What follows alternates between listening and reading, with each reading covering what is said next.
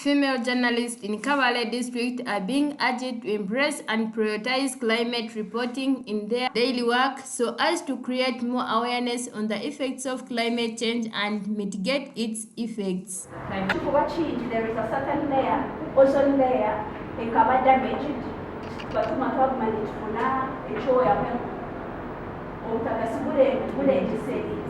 and it is all over the world.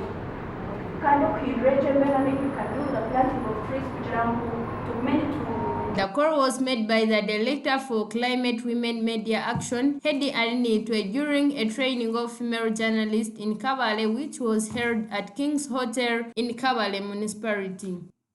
I also report on women's rights. I'm an enthusiast and an advocate for women's rights.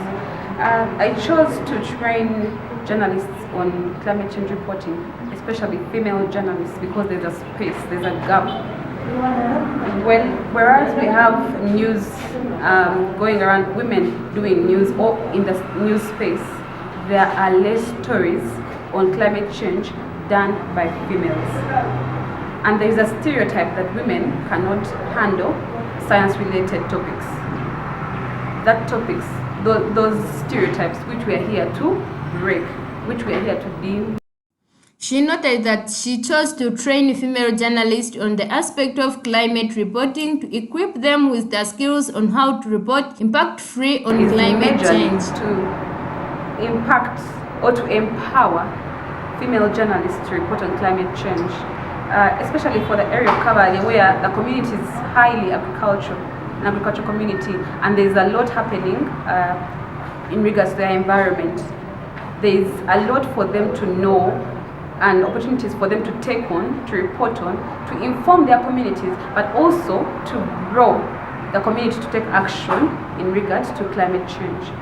So this is why we are training female journalists in Kabale especially.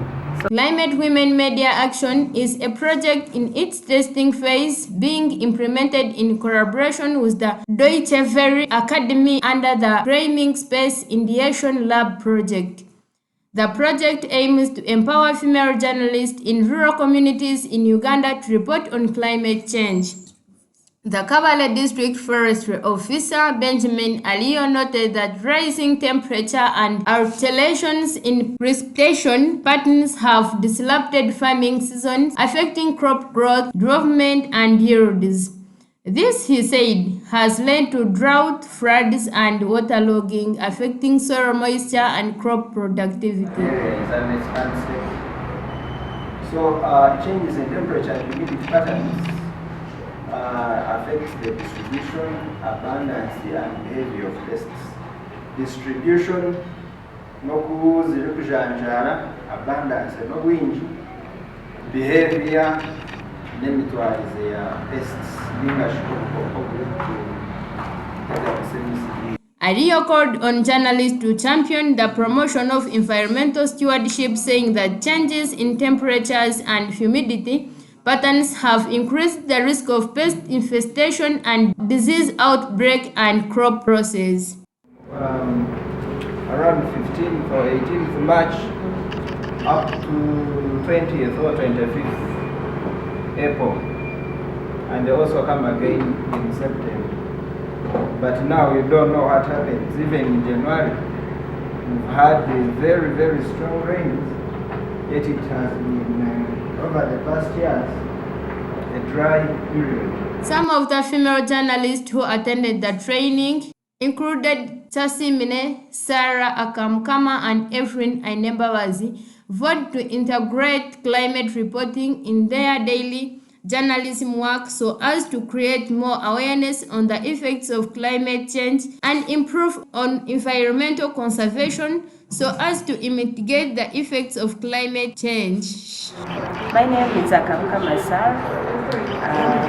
I'm a journalist, and I'm happy that I've been part of this training about the climate change, and we are really, I think we've learned a lot, I personally, and I think it's going to impact us because we are going to create more awareness for the public such that we can at least improve on the issues or the effects that have been affecting the public regarding the climate change.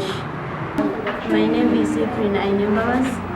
I'm really grateful that I have attended this training.